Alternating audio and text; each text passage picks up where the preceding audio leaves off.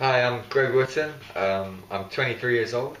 I compete in Muay Thai, so Thai boxing or Muay Thai, and I've been fighting for 7 years. I've had 31 pro fights with 2 losses, and I've won two versions of a world title, and British ranked #1 at light welterweight. So Muay Thai is or Thai boxing means the same thing. It's sort of a martial art developed into a ring sport originating from Thailand, and it's called like the science of 8 limbs. So you can use your punching, you can use your elbows, you can use your knees and kicks, and it's done over like at the full level. It's done over 5 rounds, so 5 3-minute rounds with 2-minute rests, and yeah, you can also clinch as well. So when the two boxers come together, you can also they stay holding on to each other and throwing knees and elbows and stuff. It's a ring sport. It's done. I say there's quite a lot of respect and rituals that go alongside it. So if you ever go to a show, they hear the Thai music in the background because normally they have a live band that plays in Thailand anyway. And then there's a lot of rituals that are done, like sealing the ring and all these like dances and stuff. And there's quite a lot of respect paid to each. The opponents hate each other and things like that, so that's what makes it different. But it's a tough sport though. It's sort of been on the fringes for ages. Like Muay Thai, it was more popular. Like they had Channel 5 had a fight night thing every Friday that they would play shows up and down the country, and every now and again some promoter will come with a bit more funding and it will get more mainstream and get on Sky and stuff like that. But with the rise of MMA, so mixed martial arts, so most of the MMA fighters use Muay Thai as their stand-up. It's considered like one of the most practical sort of stand-up striking techniques compared to like karate or taekwondo or something. So because they do a lot of that, it's growing popularity sort of alongside that. Because MMA, I think, is one of the is maybe the fastest sport, like combat sport, growing anyway, and it's huge in America now. It's like bigger than boxing. So because of that, Thai boxing's growing as well. Yeah. It's tempting. It tempts a lot of fighters because, like Muay Thai fighters, because there's so much more money and exposure and things like that. But not really so interested in the groundwork, like the jiu-jitsu on the floor and stuff like that. And it doesn't have the same rituals and sort of respect that Muay Thai does. It's a lot more trash talking. It's a lot more Americanized. Like I'm gonna smash them up and things like that, which doesn't really appeal to me.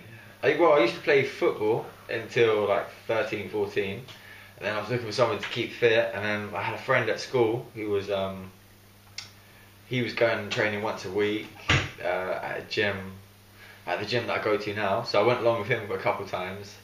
And then it was like quite hands-on straight away, because I know some martial arts are like you sort of punch the air a lot and you learn patterns and stuff like that. And I went to this gym and then straight away it was pretty practical use, so that attracted me to it. And then it was started doing that with him once or twice a week, and then that was when I was about 16.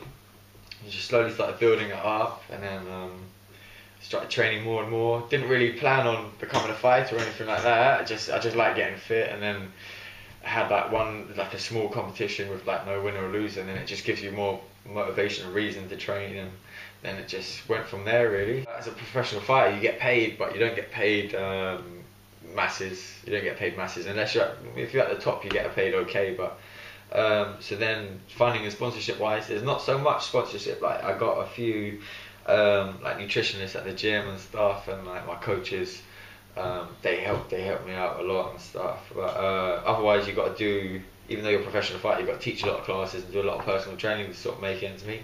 Well, there's a couple big promotions. There's one called Glory Promotions, which is doing big things, which is slightly different rules than Muay Thai. So it's you still get a lot of Muay Thai fighters in it. It just means there's no elbows and limited clinch. So it's more sort of kickboxing, but a lot of the fighters in there have Muay Thai backgrounds.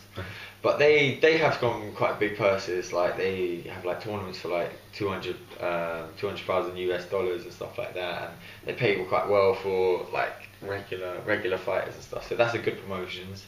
Otherwise, there's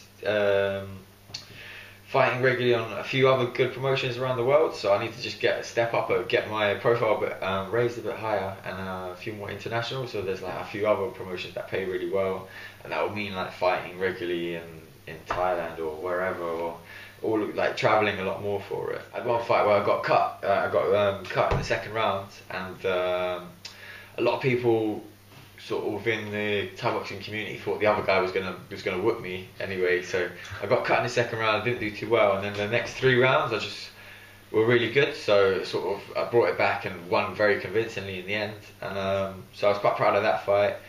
Proud of other ones where like you get like knocked down and then get up and sort of do, so you have to show a lot more. Whereas if you just get in there and you whip someone or you're better than them, it doesn't feel so much of an achievement. Whereas if you get in there with someone who's really good and it's difficult, then yeah, those are the fights where that really means nothing. I lost my first fight. Didn't really know how to train properly, 100%, but I got tired. I've never been that tired, and that's probably a good blessing in disguise, because I've trained hard now, because I never want to feel that tired again. But I thought one guy who was a pro boxer, or used to be a pro boxer. I didn't know that until I got to the ring with him.